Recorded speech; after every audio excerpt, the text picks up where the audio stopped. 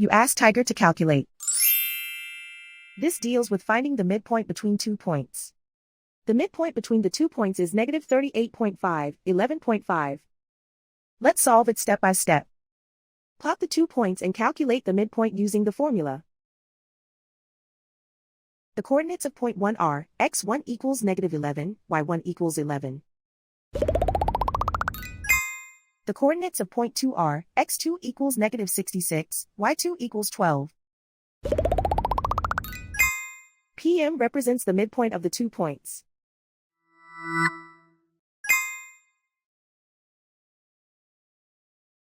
Use the x values in the midpoint formula to find the midpoints x. x1 equals negative 11. x2 equals negative 66. Simplify the arithmetic.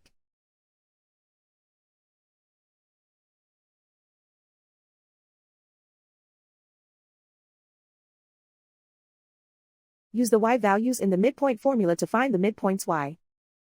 y1 equals 11.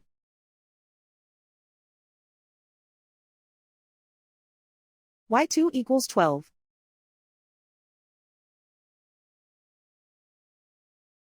Simplify the arithmetic.